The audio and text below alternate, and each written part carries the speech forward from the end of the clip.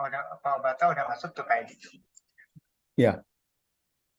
Okay, we can start now.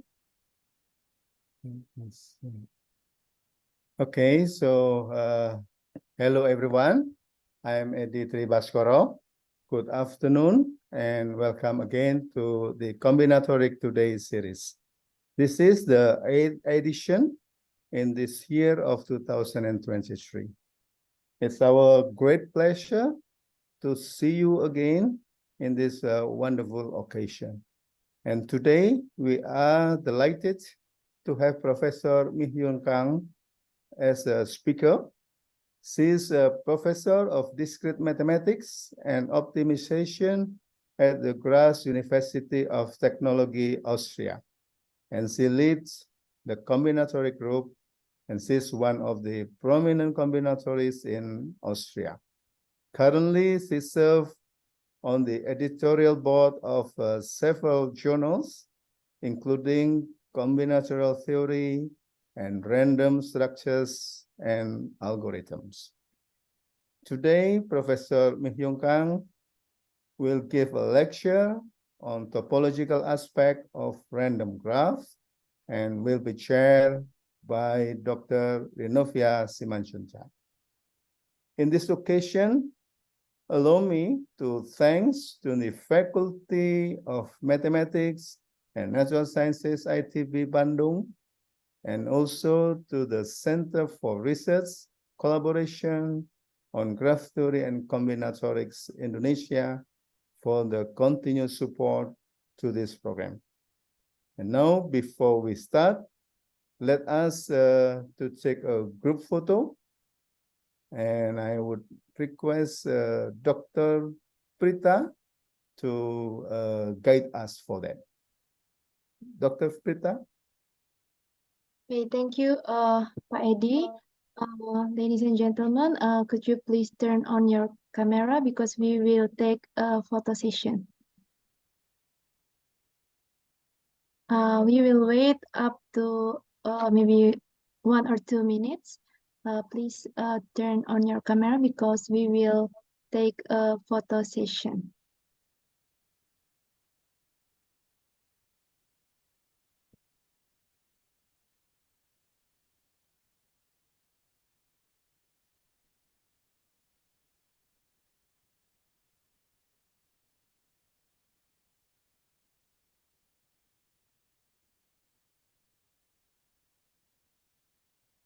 Okay.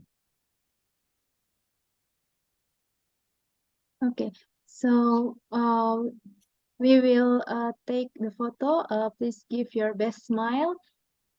3, 2, 1. Okay, once more, please wait for a second. Okay, 3, 2, 1. Okay, thank you very much. Okay, thanks, Prita. And now I ask Dr. Renovia to chair this lecture. Thank you, Pak Edi. It is my honor and pleasure to welcome Professor Kang from TU Graz to our Combinatorial Today series. Before Professor Kang present her talk today, I will just give a short introduction on Professor Kang. So can you see my slide?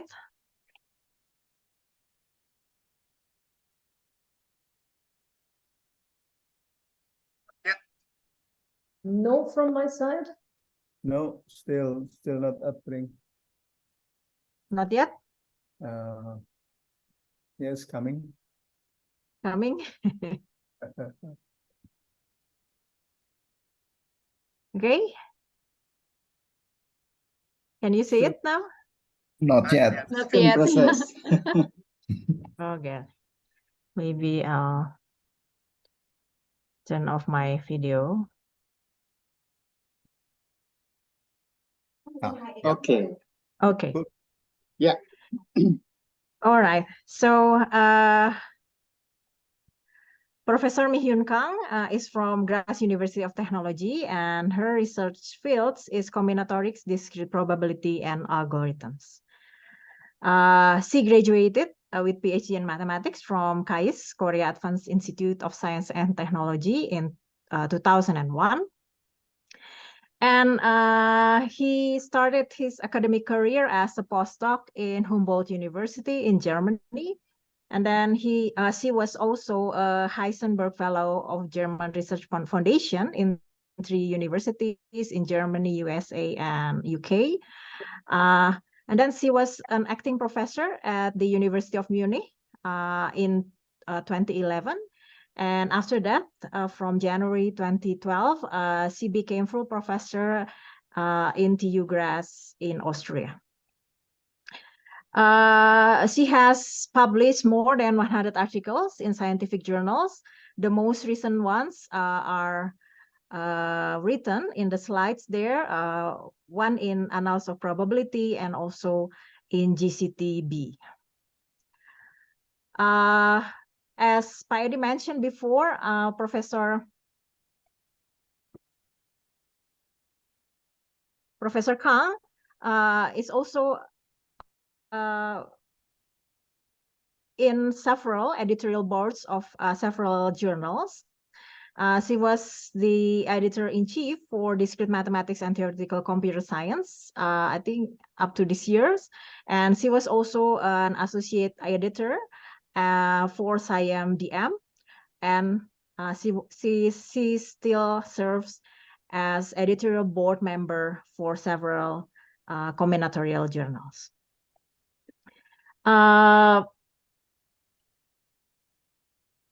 Professor Kang received several awards since 2008, and the most recent one was in 2019, which is the Friedrich Wilhelm Bessel Research Award from Alexander von Humboldt Foundation. And today, Professor Kang will give a talk about topological aspect of random graphs. So without further delay, I will invite Professor Kang to present her talk. Please, Professor Kang. Thank you.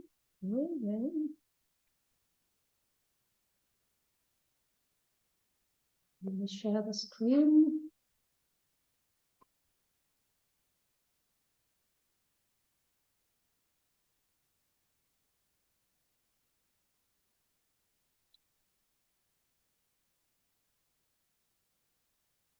Is it shared nicely? Oops. Yes. Okay. Yes. Scrolling crazily. I don't know what happens. Okay. Yeah. Should Is start it from the me beginning. or yeah, it's like crazy. I don't know why. Let me stop sharing.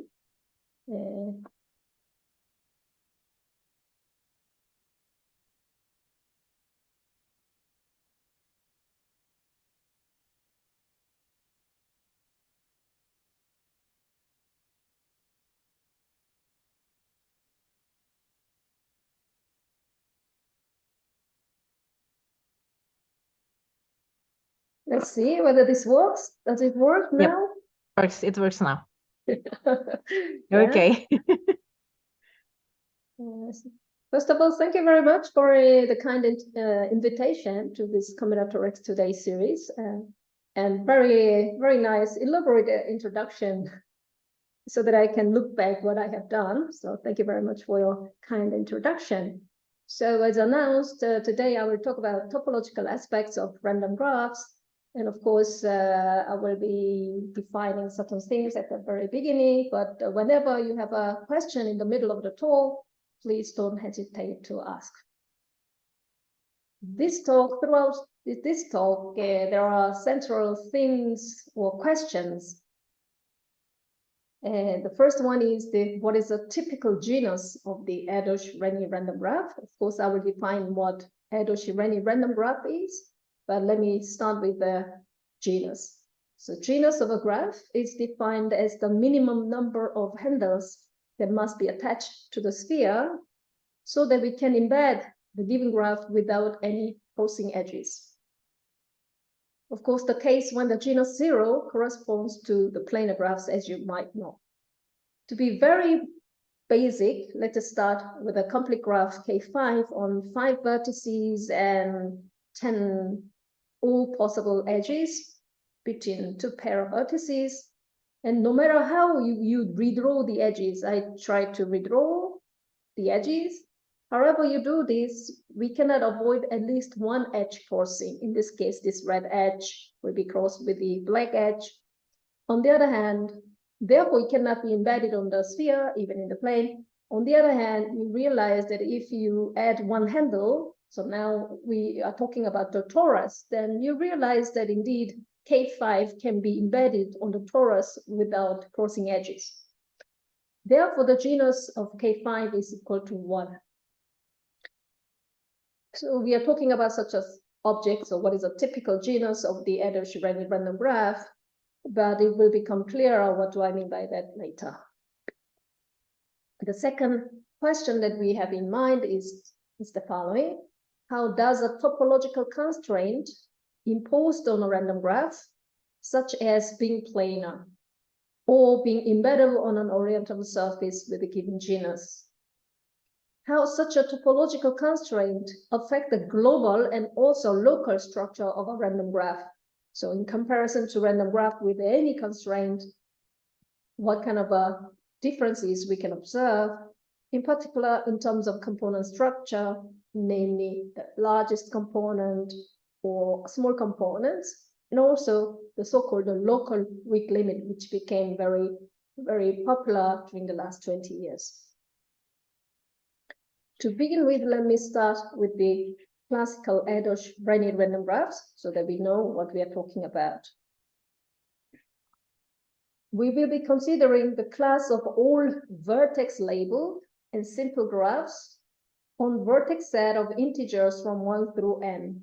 So we are given vertex set, which is integers from 1 through n, and we will also say that we will have exactly m edges, so therefore G and m, where typically the number of edges will depend on the number of vertices, therefore this n.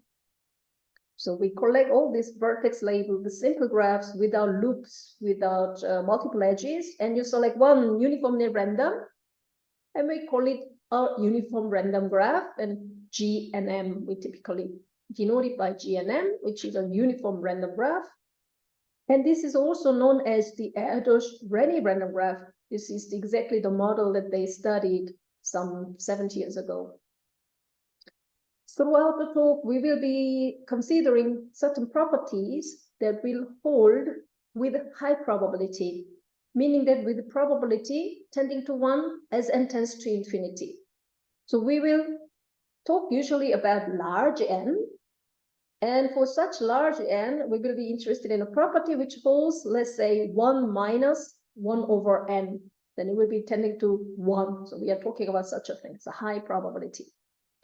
And as well, we will be talking about all the asymptotics. We will be talking about big O or something. Then all these asymptotics will be taken as n tends to infinity. If you have any question concerning the model or notation, please ask. So one of the famous celebrated result of Erdős-Renyi in their original paper is the following. That a random graph undergoes a phase transition in its structure. It's kind of, there is a dramatic change in its structure. In particular, the largest component of linear size will appear when the average degree exceeds 1. Yeah? In summing up, it's like that. Yeah? Giant component emerges when the average degree exceeds 1. Let me describe it more precisely. Yeah? Throughout the talk, the L will denote the largest component in our random graph model, in this case, Erdős-Renyi random graph. And we will be mostly interested in the number of vertices in it. And we will consider the regime when the number of edges is parameterized as constant d times n over 2. So if you think a little bit about this parameterization, you realize that d is equal to the average degree. of an average vertex degree, which means if you select an arbitrary vertex and then you look how many neighbors it will have, on average, it will see D many neighbors. So this is D is parameterization, D is the average degree. What Adams-Rennie proved is the following. If the average degree D is smaller than 1, then with high probability, the largest component is small in the sense that it is at most some constant times log n. It's logarithmic order at most. So I depicted in the picture, small bubbles, small components. On the other hand, if the average degree is larger than 1, let's say 1.001, just strictly larger than 1, then there is a largest component becomes linear. So linear, I wrote here as big bubble, and the rest of the components are all small. And therefore, we call such a largest component of linear order the giant component, the giant. It's the largest among all. And furthermore, you might realize that I wasn't that lazy that I copied and pasted over this picture. So if you look at this smaller bubbles next to largest component, you will see that this is a rescaled version of the left-hand side. It's not just that I was lazy. Indeed, it is a very well-known feature, the so-called symmetry rule. Namely, in the supercritical regime, if you delete the giant component, then the leftover, which we call the fragment behaves as if we are in the subcritical regime. Of course, the number of vertices and number of edges should be properly rescaled. Yeah, that's why I rescaled it. But this is the so-called Adams-Rennie phase transition. And using the terminology from population theory, we call when the average degree is smaller than 1, subcritical. And when the average degree is larger than 1, we call it supercritical. You might wonder why the average degree D equals 1 is so crucial, because you see the change from logarithmic order to linear. Indeed, the degree D is not surprising from population point of view. Namely, there is a so-called universality principle in population theory that the appearance of the giant cluster is determined by local quantity or local structure, in this case, the average degree over each vertex.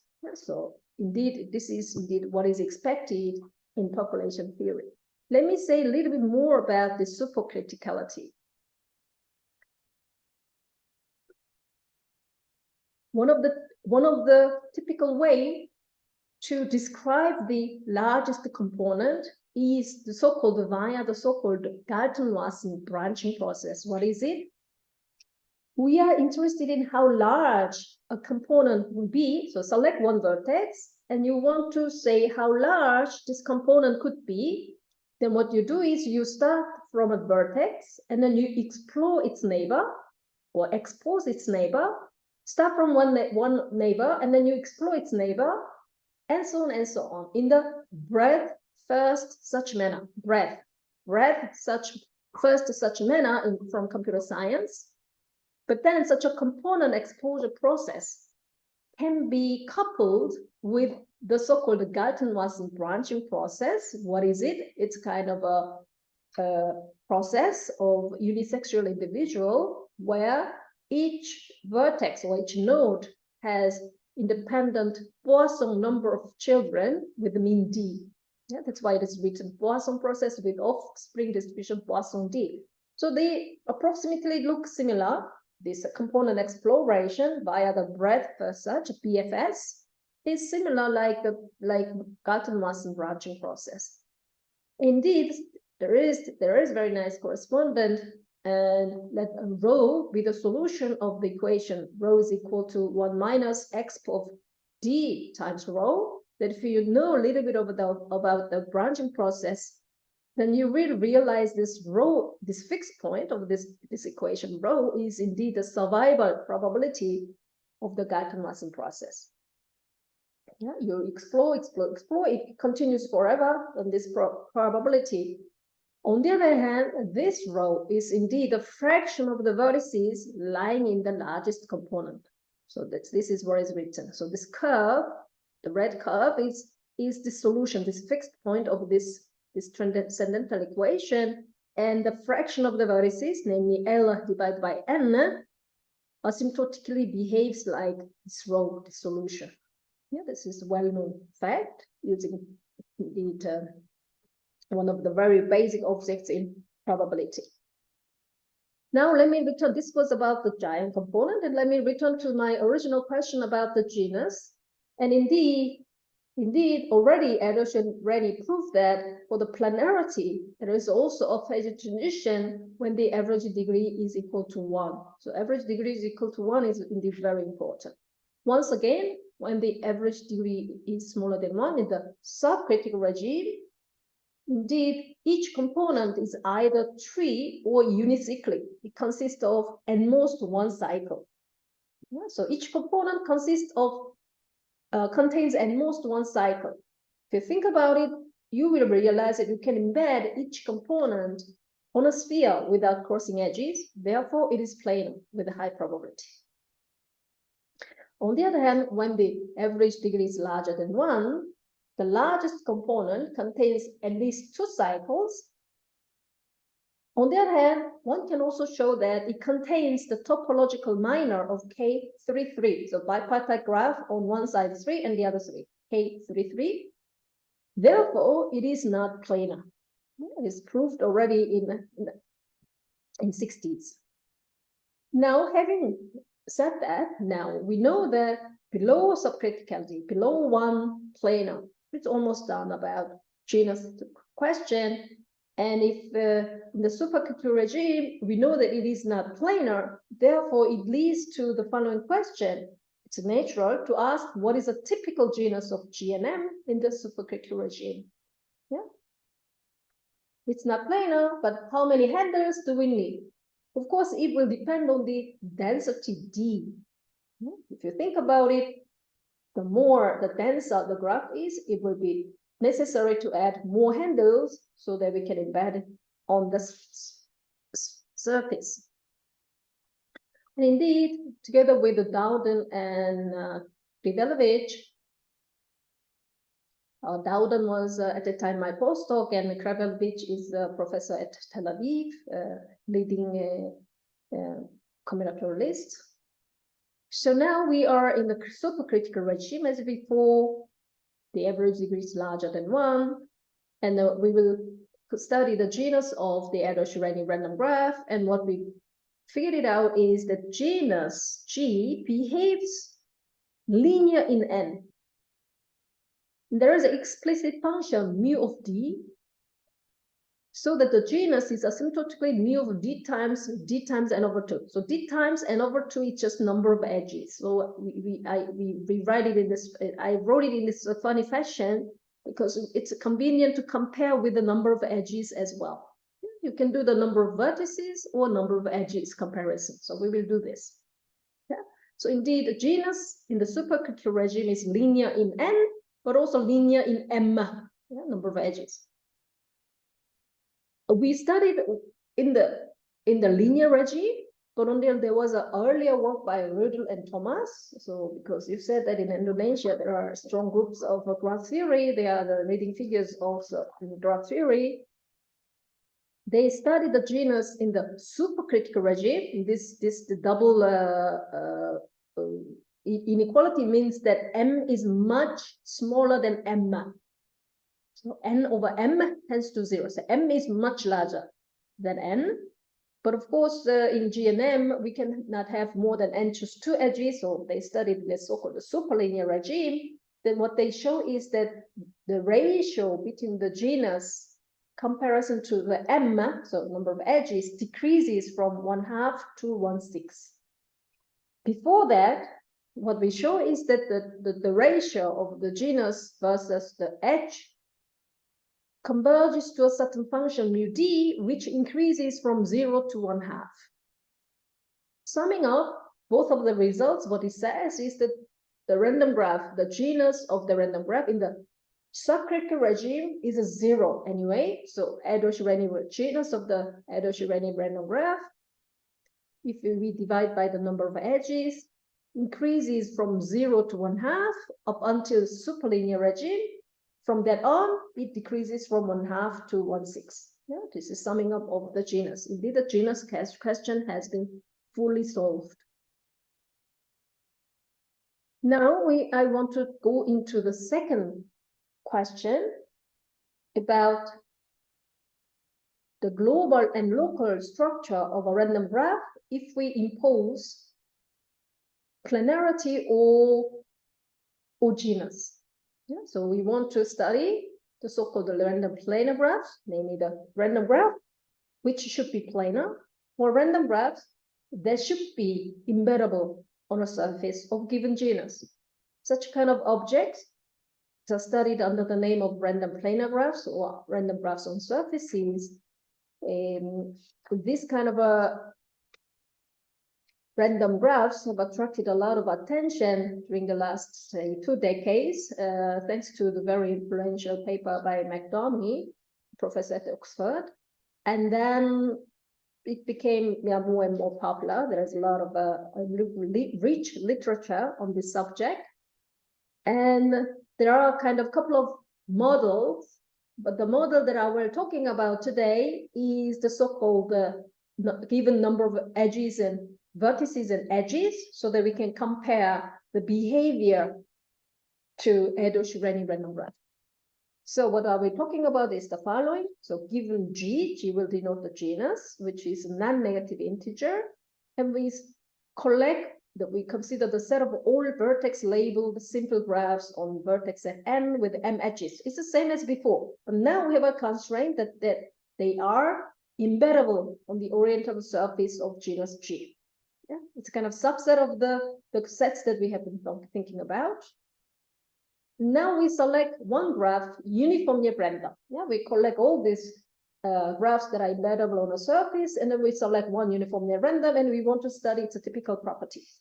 Yeah, this we call SG and M, so-called random graph on a surface.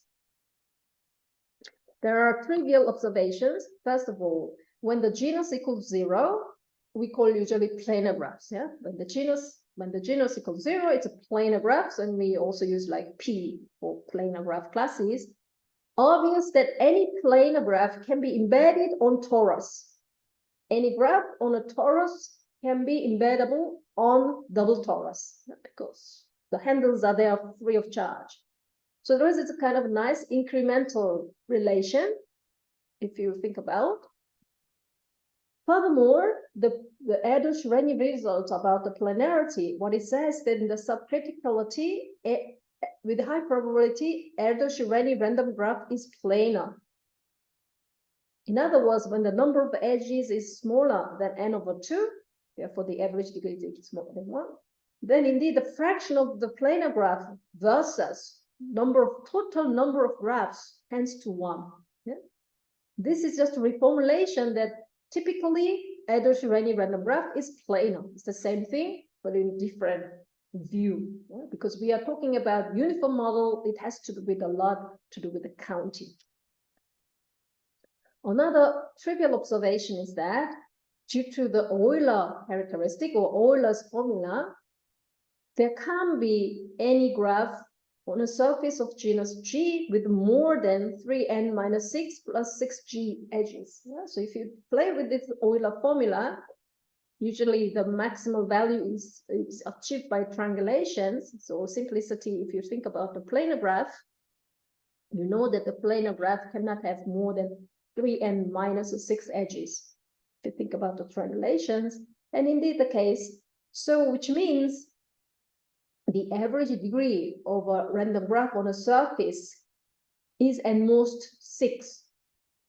So this having in mind, so interesting regime when you study random graphs on a surface is when the average degree is between 1 and 6. Yeah? Indeed, things have been studied a lot, and one particular class is the random graphs on a surface where the genus is constant. It's not an increasing genus, but like fixed constant, 10 or 20. About 10 years ago, I was a postdoc and I was visiting Poland with Tomasz Ucha in Poznan. We studied how the random planar graph evolves when the average degree increases from 0 to 6.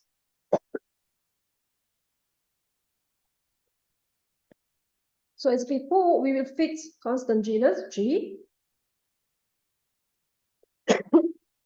and let denote the largest component in our random graph on the surface. As before, average degree will be D.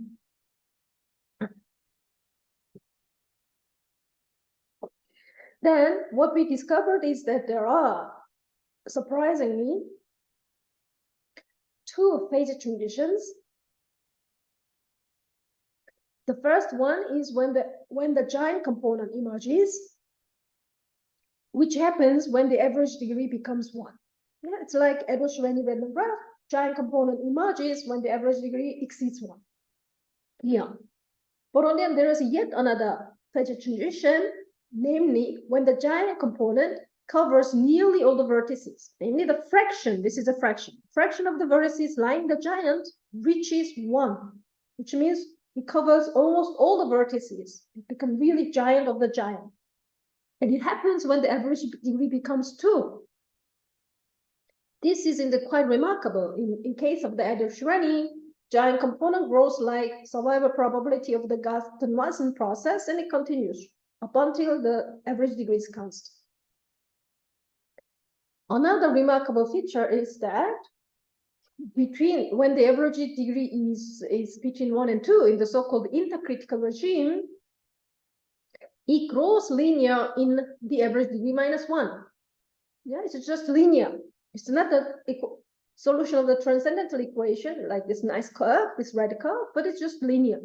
It's kind of remarkable. And then we studied first with this property for planar graphs, and then we extended to surface of any constant genus.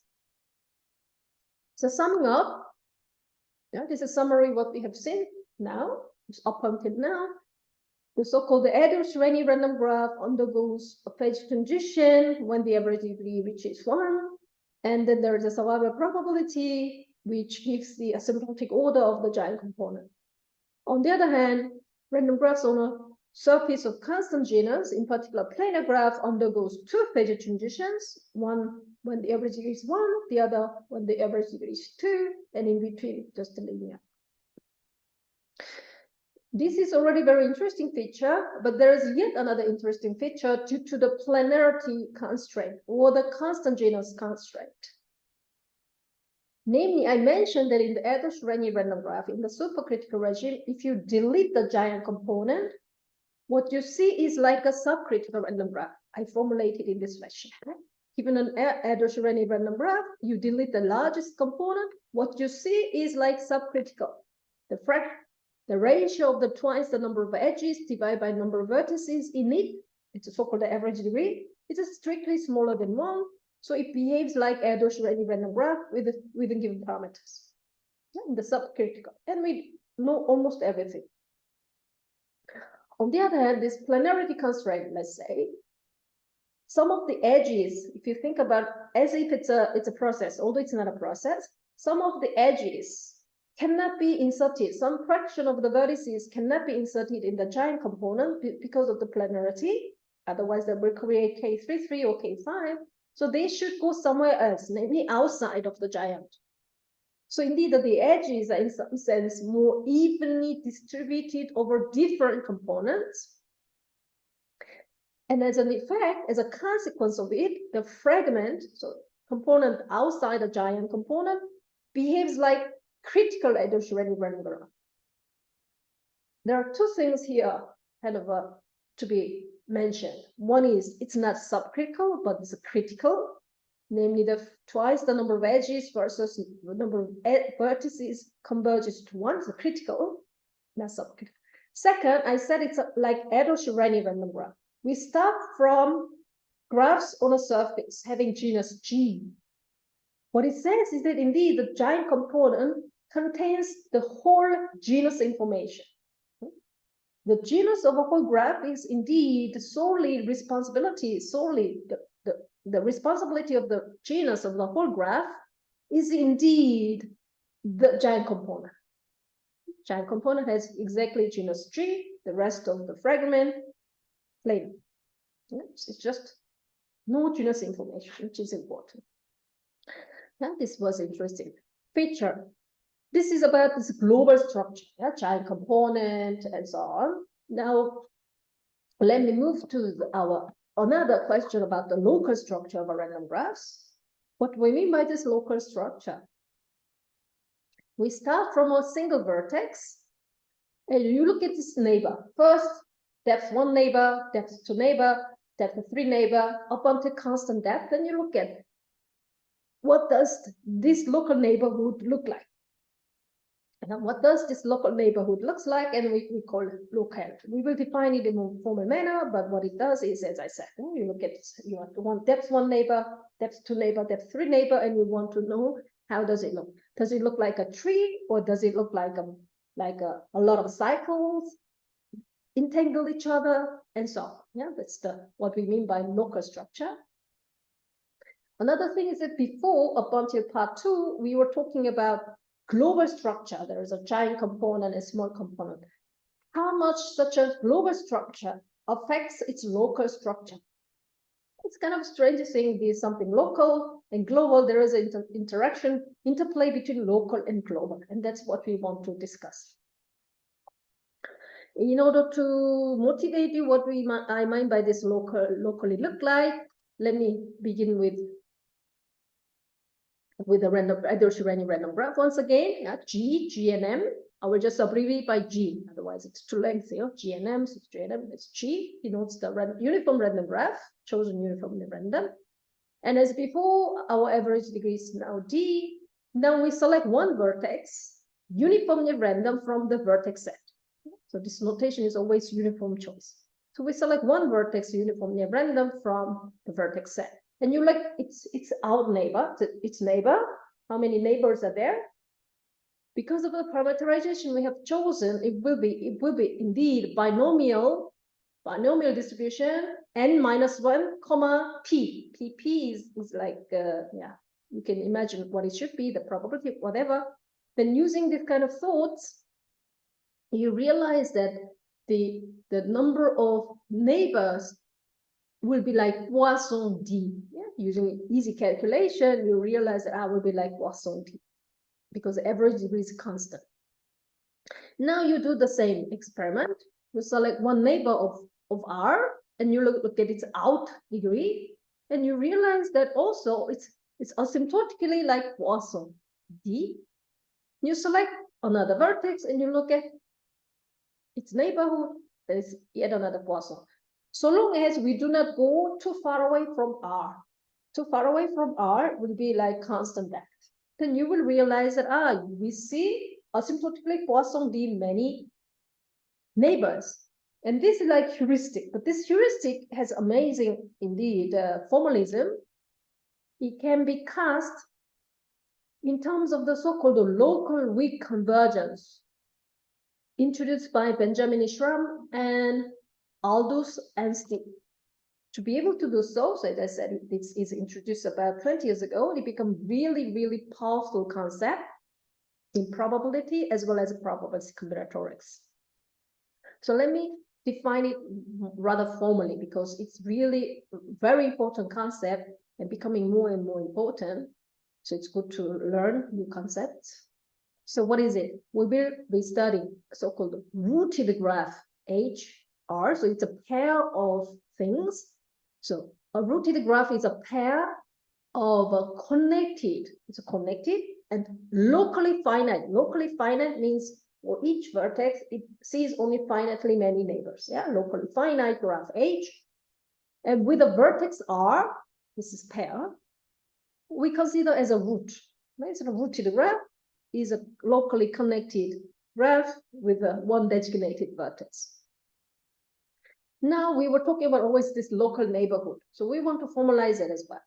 Given a rooted graph HR and on a positive integer, so natural number L, we will be talking about ball of radius of L of HR. What is it?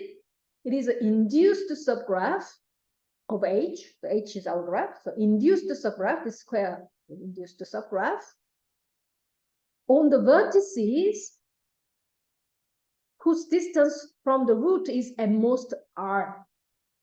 Once again, ball of radius of 1 will be just depth 1 neighborhood. And you look at the induced graph on this, you see a star. And when L equals 2, you go to the depth to neighbor.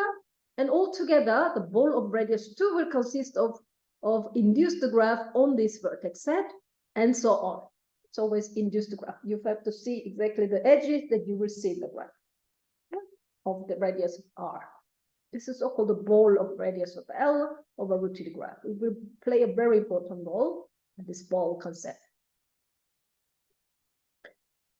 Now, we will say two rooted graphs, HR and H prime and R prime. So we have two rooted graphs, and we will say that they are isomorphic. If there is an isomorphism from one graph to the other, that's good, graph isomorphism, but it sends the root of one graph to the other. It's a graph isomorphism with additional information that the root should be mapped to root. We call it two rooted graphs are isomorphic. Now I'm almost ready to state this local convergence. Now it's a little bit more involved, so let me be slow. We will be always talking about graph sequences of random graphs. If you think about Erdős-Rényi random graphs, G and M, it's also graph sequence. Given N, we have a Gn plus 1, Gn plus 2. So behind the scene, there is this kind of sequence. That's why we say as N tends to infinity. So always there is this graph sequence behind the scene. So once again, given a sequence of rooted graphs, which has always this pair structure, Gn and Rn, sequence of such, we say another random rooted graph G0 and R0 is the local weak limit of Gn Rn of the sequence. This is just notation. Now, if this condition comes, it's a little complicated, let's say.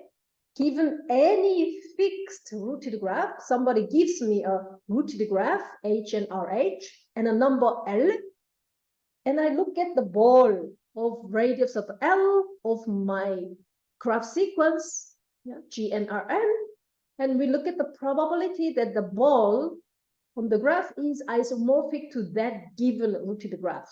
We look at this probability. What is the probability that the ball induced to subgraph is isomorphic to any given such rooted graph? We look at the probability. And if this probability converges to the probability now that this target, that's GR0, the ball on that target graph is isomorphic to that given graph. So once again, so if I look at locally, the probability that is isomorphic to a certain fixed graph tends to the probability that this ball is isomorphic to the given graph. Then we call it's a local weak limit. Hopefully it makes sense.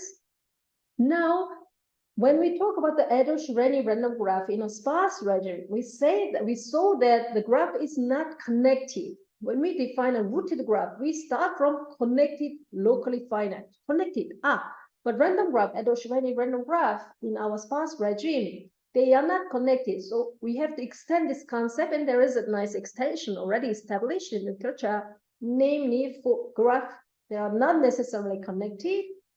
Its local weak limit is defined as the local weak limit of connected component that contains the root.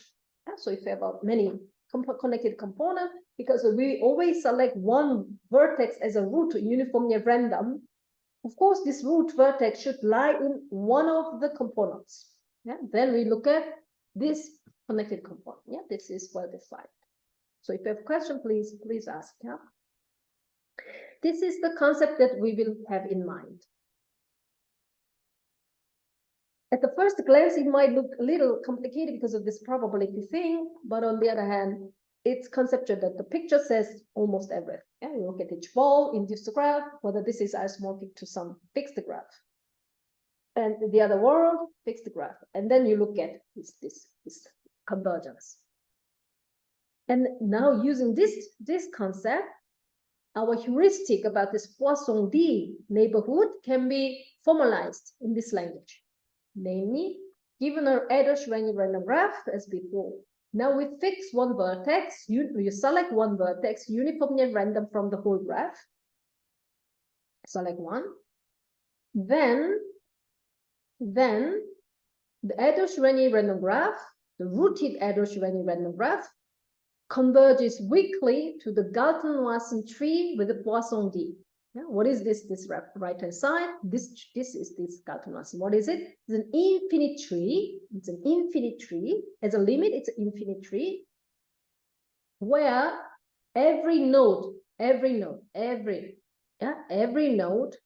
the number of children of each node is an independent Poisson D random variable. Yeah. In the Erdős-Renyi, if you think about it, it's a uniform random graph.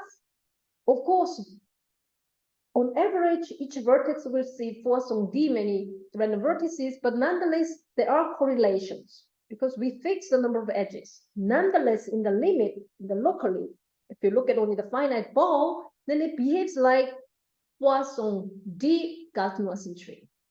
It's indeed of its own right. It's indeed very nice. Only if you look at the finite depth, local trees, it doesn't matter how long the depth is, locally it looks like Galton-Wasson tree. So indeed, Erdős-Renyi random graph locally looks like a tree. You might think intuitively, come on, Erdős-Renyi random graph, haven't we said that when the D is larger than 1, it's not planar any longer, right? How can it be tree? Yeah, locally tree, but globally, of course, it's not planar. Yeah, we saw that the genus is linear in end. So it is not tree, but locally. Globally, it has a genus, positive genus, locally tree-like. Yeah, it's very nice concept indeed. And such a Benjamin-Schramm local limit has been applied a lot recently used in the physics community, using so-called cavity method and so on, but let me not go into detail, but anyway, there is a lot of application. And here you notice that the average degree can be anything, yeah? Subcritical, supercritical, doesn't matter. For any constant average, the rooted random graph, Erdős-Renyi random graph converges to the Galton-Wasson tree. Yeah? So local weak limit. There is yet another very well-known local weak limit is the trees. Now, because I talk about already tree, so now it's really tree. Now we select one tree uniformly at random from the set of all trees on n vertices. Yes, it's like Haley tree. You select one uniformly at random, and you select one vertex also uniformly at random from the vertex set. Now it's a tree, and you select one vertex, and you look at the local neighbor. How does it look? Yeah, it's like Haley tree, and then I select one, and then surprisingly, the local weak limit of a rooted tree is the so-called skeleton tree, T infinity. Yeah, what is it? So I say you have to look very far away from the tree. Yeah, so you start from a Haley tree and you select one vertex, so you look at from far away, but locally but far. Then it looks like as a limit such a tree. What is a skeleton tree? T infinity is the following. Is an infinite rooted infinite tree like this. It starts from an infinite path, rooted in infinite path. So like this arrow, infinite path. And each vertex on the infinite path is replaced by Poisson 1 Galton-Wasson tree. So this is Poisson 1 Galton-Wasson tree, is a critical Galton-Wasson tree. Yeah, Poisson 1, Poisson 1, Poisson 1, Poisson 1. It's already critical. So at 1 equals 1 was very special. We call it critical Galton-Wasson tree. Once again, we start from a Haley tree, we select one vertex uniformly random, and suddenly, locally, if you look at the ball, it looks like It looks like locally skeleton tree. Yeah, very interesting indeed result by agreement. So far, we have seen 2 local weak limit candidates. So one was the Galton-Wasson tree for the Erdős-Irányi random graph, and the other is skeleton tree for uniform tree. And now you might wonder what could be a local weak limit of a random graph in between, such as random planar graph. Would it be Galton-Wasson tree or skeleton tree or in between or something else? As it turned out, indeed, when the average degree is between 1 and 2, this is the more kind of the regime that we could prove, is that indeed, if you look at, to be just simple, let's focus on the planar case, yeah? It can be any constant genus, but planar graph. So rooted planar graph, its local weak limit is indeed linear combinations of Galton-Wasson, Poisson 1 Galton-Wasson tree, and infinite tree. By the way, how much time do I have? Because we started, when did I start? I think you still have 10 minutes. 10 minutes, thank you. Yeah. Yeah, it's a linear combination. To just bomb you with the notation. What we mean by that is this probability concept, yeah, but just let me write in this fashion. Interestingly, this local structure is significantly affected by global structure. Yeah, so what do I mean by that is the following. In the earlier slides, we have seen how a typical planar graph look like. Yeah, I already mentioned all these results works for any graph on a constant genus, but let me just focus on the planar case. We said planar graph, when the average degree is between 1 and 2, consists of one giant component and fragment. And the fragment looks like a critical Erdős-Irányi random graph. Yeah, this is a repetition of what we said in a more elaborate manner. Now we select one vertex uniformly random from the fragment. It will land in one of these 3 components. But then we realize from the agreement result, the local weak limit of that is Poisson 1 Galton-Wasson tree. So we have nothing to do. It already follows from the earlier result. On the other hand, if you look at the largest component now, largest component has a very nice internal structure. To describe it, let's talk about the so-called 2-core, which is a maximal subgraph of the largest component with a minimum degree at least to 2. What do I mean by that? Given the largest component, you delete the leaves, the vertices of degree 1, one after another, recursively, until you don't see any vertices of degree 1. What you see in the end is this 2-core. Yeah, this is so-called the 2-core. It's a very important concept. Then what we can show is the following. Previous result says that the giant component grows linear in D-1. This is the earlier result. On the other hand, more important fact is that the size of the 2-core is sublinear. I depicted here. So look at the giant component. It's large, linear in end. On the other hand, the number of vertices in the 2-core, this triangle is a tree. Huh? I was lazy not to write. So the vertices depicted in green are the vertices in the 2-core. They are sublinear. The way that I was describing this 2-core is because I was deleting the trees. Indeed, in other words, largest component composed of the 2-core plus rooted trees on each vertex attached. So now I want to do the reverse engineering, namely, you look at the edges.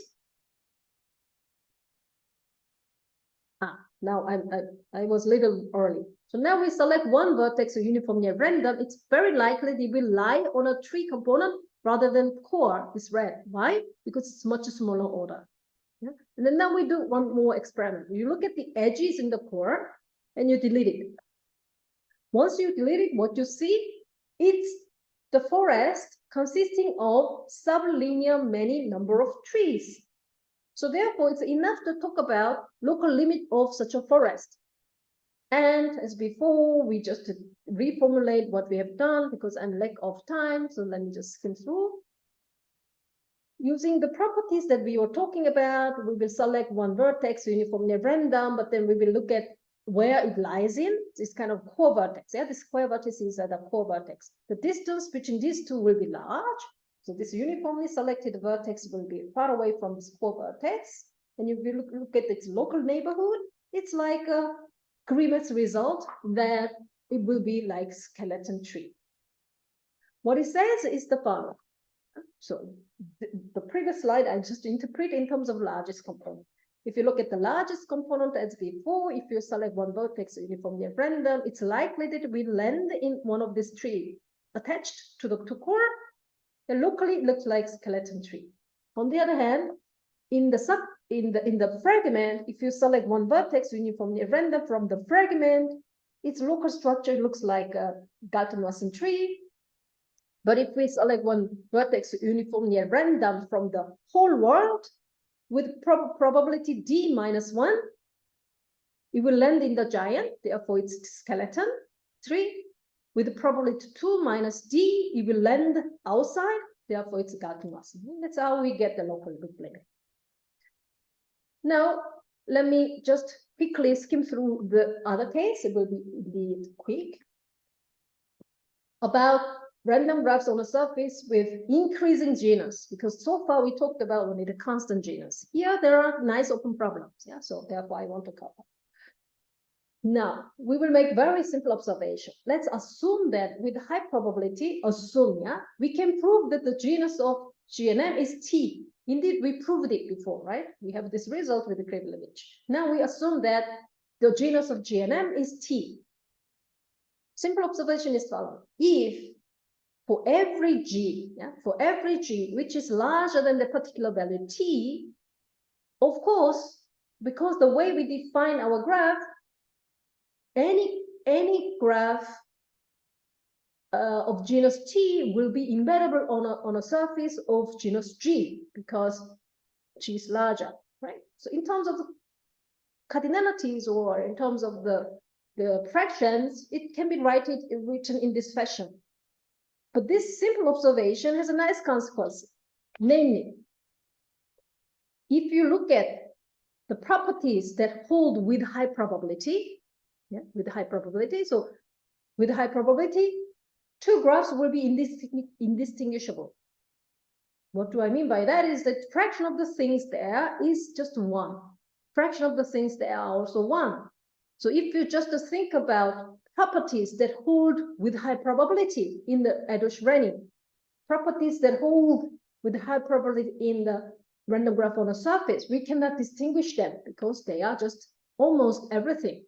Yeah, this very simple observation has a very nice consequence, and such an indistinguishability has a nice name, namely contiguous. You will see also very often in random graph theory.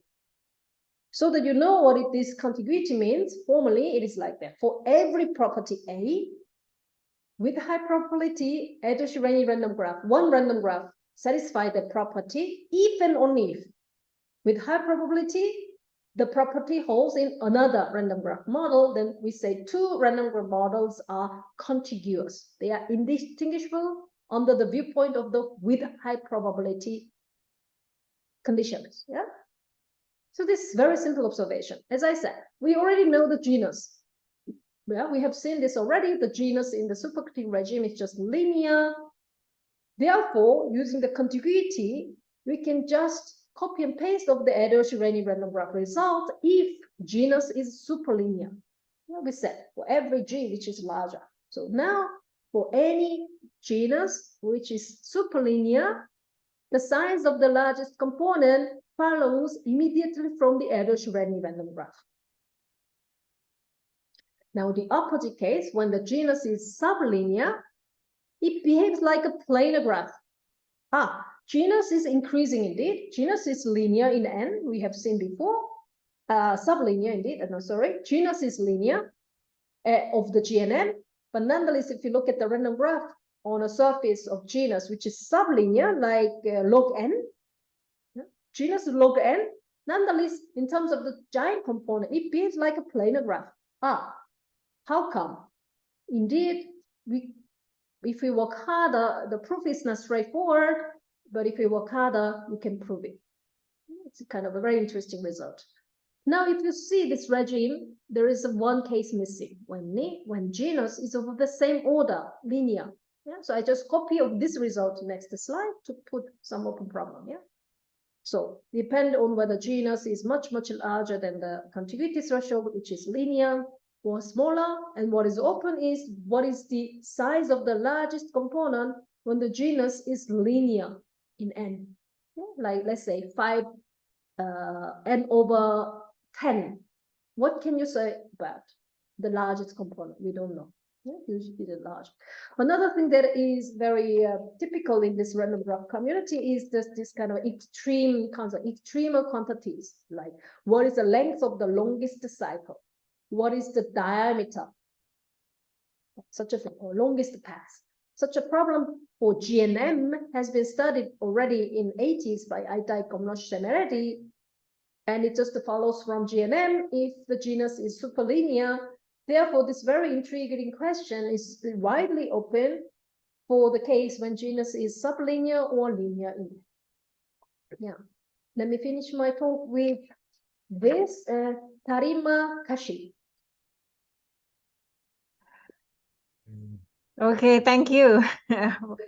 Thank you, Professor Kang, for a very inspiring talk. So before we move to the question and answer session, I think I will give back the screen to Pak Edi. Okay, yep. So thanks again to Professor Kang for nice and inspiring lecture today. And I would like to present some dedication song here for Professor Kang and also for everybody here. So this song is Western song. This is Over the Rainbow, the title, and will be sung by a famous vocal group of Indonesia. They call it the Edun. And one of the member of the vocal group is here, Dr. Renovia Simanjuntak. And also, play together by our famous pianist of Indonesia, Jaya Suprana. So enjoy this song.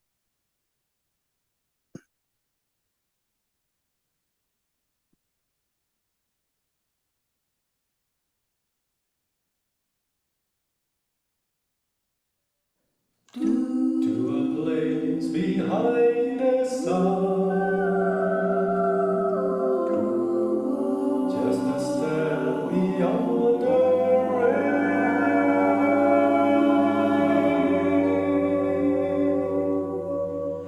Somewhere over the rainbow, we are.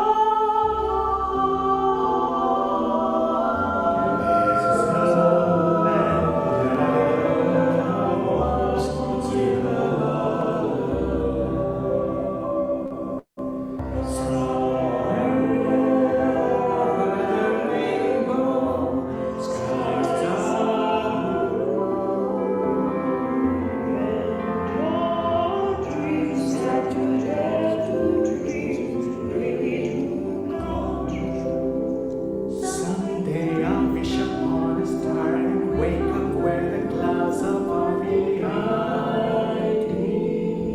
When drops melt like lemon drops and high above the chimney tops, that's where you'll find me.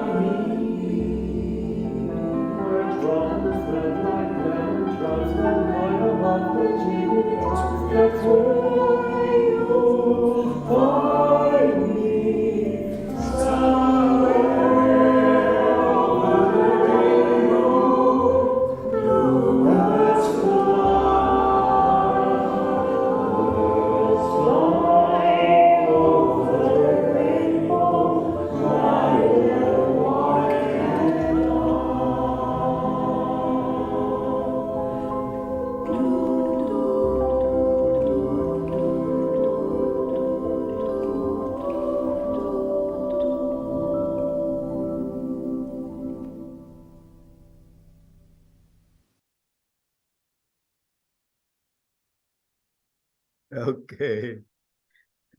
I hope you enjoy. Yeah, thank you very much. Okay, thank you, Pak Edi. So we already have one question in the chat box Yeah, so let me, from Muhammad Afifur Rahman. yeah. So the question is, what are the techniques commonly used to prove these results, especially yours? And the second one, in your result on the giant component and its two core, what is the expected order of C? Do we have any lower bound? Yeah, thank you very much for your question. This is a so-called very sparse random graph. In such a sparse regime, what turned out to be very powerful is the so-called core and kernel method. What it is that I already talked about this two core. Two core is like given a connected graph, by deleting the leaves one after another, you will reach this two core. But then the two core has also the kind of a bare path, like a subdivision of the edges. If you replace such the subdivided edges by a solid edge, we have a so-called kernel. But in such a sparse regime, such a typical kernel looks like three regular graphs. Three regular. So every vertex is three neighbors. And such a three regular graph, in this particular case, is the so-called three regular planar graphs. Can be computed using the so-called singularity analysis. Maybe for your community, maybe you know the generating function, how you encode the number of certain things, and you look at the singularity analysis. Therefore, you can obtain the asymptotic number. Out of such a thing, you can also talk about typical kernel structure, whether there is a giant component or not. Yeah, just start from the kernel. Now this information can be lifted to the core, how the typical core looks like. Then now you have to plant back these trees attached. So all this kind of a conceptual decomposition can be written down as the sum equations, like sum over potential parameters. It's kind of a sum equation. Such a sum equation, if you look at it, you can also determine, so given a parameter, let's say core size, you are interested in the typical core size, then you can encode this core size as a parameter in the sum form. And then you look at the maximize, where for which parameter, for which typical value of C, the core, will the sum maximized. It's a kind of disguised, so Laplace method or set point method, if you know from complex analysis, is combinatorial variant of such a set point method. If you know the set point method or the Laplace method in the integration, to maximize a certain thing, you have to look at for which the interval of the parameters this sum will be maximized. By doing so, I can also answer your second question. Indeed, yes, we do have a very good idea about the law of large numbers type. What is the typical size of the two core? Even we do know what is the typical size of the kernel, and so on and so on. It's kind of delicate to present it in a very precise manner, but my answer is yes, we do know. Hopefully, it answers your question.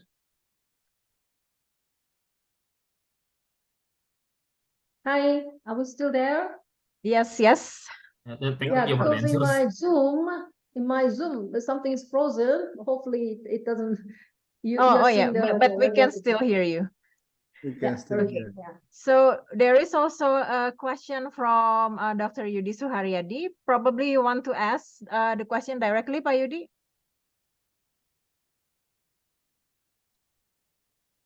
Sure, thank you.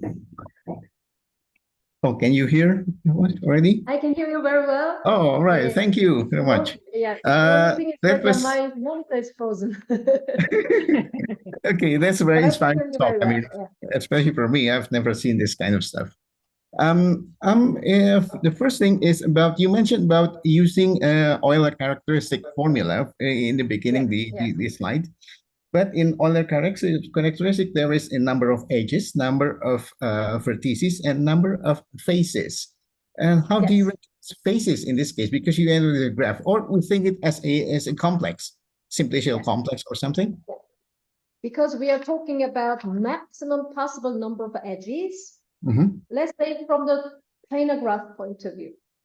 We are talking about what is the maximum upper bound of the possible number of edges. So you look at the maximum possible configuration. In planar case or the other case will be triangulations, having Yes. only, triangulations, having the maximum possible. Then Okay. it's easy to have a double counting because every face, potential face, has 3 edges. Every edge will be contained in 2 faces. So there Yes. is a very nice double counting trick so that you can show, like every edge is contained in 2 faces, and every Yes. face contains 3 edges. So there is a very nice this double counting trick, and so that you can show such as easy things. Oh, okay. Thank you. Then yes, that's thinking as the triangulations more. Okay, Yes, and one look more at the question. triangulations. Yes, okay. Okay, one more question is about the higher D. I'm thinking the higher D. That's we have more edges than vertices. In that case, if the higher D means, I'm thinking about it's for embedding, it's getting harder to entangle the edges, so we don't have the self intersections. Do we need a higher dimensional surface in that case, or the number of genus might substitute the need for higher dimensional surface? Yes, as I said, for let's say GNM, let's focus on the usual graph without any constraint. Depending on D or M,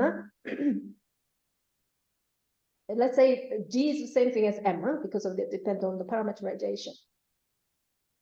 So long as the number of edges is linear, linear in N, then genus is also linear in N. Of course, if you lift in a high dimensional surface, so there are other concepts, but as I said in the literature and in our community, we usually stay in the 2-dimensional orientable surfaces. There are also unorientable surfaces, and we can also talk about something. On the other hand, there are results on that direction, but as I said, main focus is usually this orientable 2-dimensional orientable surface. Hopefully, I answer that. Okay. So, Okay. hopefully, I answered your question. Yes, that's about it's a little bit unintuitive for me, but I think at least I know the fact from your point of view. So I mean, the more edges, not necessarily we need a more dimension, higher dimensions. Yeah, so indeed, it's less intuitive. You look at this, the result by Rödel and Thomas in the supercritical region, when the number of edges like log n times n, yeah, the average value is now log n. Then what they say is genus divided by m decreases from 1/2 to 1/6, which means genus is indeed superlinear. Like constant times log n over n times n. Kind of it's hidden there in this parameterization. It's increasing. It's indeed increasing along the number of edges. Okay. Yes, that's. But quantity that I was looking at was G over M, right? So indeed, it's decreasing from 1/2 to 1/6. Yeah, slightly superlinear. Okay. Yeah. Thank you very much for the explanation. That's really inspiring, though. That's very exciting. Thank you. Thank you for your Okay, interest. thank you, Pak Yudi. Is there any other question? Yes, I have one question. Yeah. Okay, Pak Edi. So Please, yeah, Pak Edi. thank you for the for the inspiring lectures today. I just wonder, is it possible by using ER random graph to guarantee for certain graph G to have all trees on n vertices? what size of the G, and also probably what kind of structure of the G. Yeah, interesting question, but I think it's quite difficult question. So given us, if you want to see all kinds of every kinds of trees there. Yes, yes, on I n think vertices. I think it's a spinning tree thing. It's a very important, good question, but I don't think I do know the answer. Because we can use it to determine some of the Ramsey number for trace and other graph. Yeah. Yeah, I think it's a difficult question what we are asking. Yeah, I don't have an answer. Okay. But for Hamiltonian, to guarantee Hamiltonian cycle, you know exactly. For GNM, for Edo-Shreni, we don't know. We do a lot, right? We do Okay. almost everything. Indeed, in GNM, I'm more talking about this planar graphs or graphs on surfaces. It's kind of a very, very new model. So such a fundamental questions are not known, even the Hamiltonicity. I told you that there is this long cycle question, and even we don't know whether when we can guarantee the existence of the Hamilton cycles. So let me put the question in this fashion. For three regular graphs or the regular graphs, random graphs without any restriction, when b is at least 3, there is a Hamilton cycle. You might know. On the other hand, or Edo-Shreni random graph, when the average degree is at least log n, then there is a Hamilton cycle. On the other hand, such a basic question for planar graphs, we don't know even whether 3 regular planar graphs contains a Hamilton cycle is a big open problem. Yeah, so you are hitting really the difficult problems indeed. But if we study on 4 regular graph, so it's always guaranteed that we have a Hamiltonian cycle, right? Yes, 4 regular random graph without any restriction. Yeah, Without you any select 4 regular graph without any restriction, uniformly random. There is also a computation model, but doesn't matter. Then you can guarantee that with high probability. Yeah, it's always without it. There is a Hamilton cycle. There is a perfect matching. All nice properties you can guarantee. For 3 regular, even 4 regular graph, it's even nicer. It's a Hamilton cycle. Maybe 2 Hamilton cycles, or like perfect matching, 2 perfect matching, and Hamilton cycle. There is this contiguity results of that random d-regular graph. The person or the book that you might want to have a look is this written by Wormald. I cannot write it because my screen is frozen. So. But Wormald, if, right? but Yeah, if Nick Wormald, for exactly regular famous. graph minus matching, minus perfect matching, is it perfect possible matching. to guarantee that they always have a Hamiltonian cycle? I think yes. I think it is a proof. It's contiguity. It's a contiguity result that 4 regular graph is very likely to be 3 regular plus 1 perfect matching with high probability. Oh, there are such a. I think so. If I remember correctly, yeah, it has been. So my brain is also rusty these days, but I think there is this kind of a very, very fundamental question. Indeed, what you're asking is fundamental, and I think those questions are kind of proof. Thank you. Yeah. So great. Back to Rino. Okay, thank you, Paidi. Maybe we still have time for one short question. Is there any other question?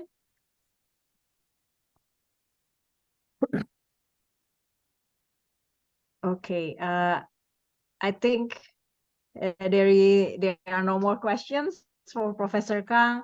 So thank Professor Kang for a very inspiring talk, and also thank you for all the answers for all the questions from those participants. Yeah, thank you again for the kind invitation, and also your very inspiring, interesting questions as well.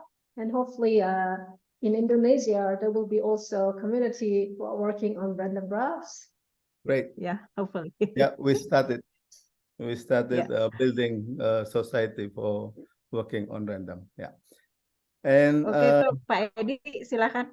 yes, and we would like to present you a certificate of this series and also some small token of our drawing for your lectures. So let me present you here.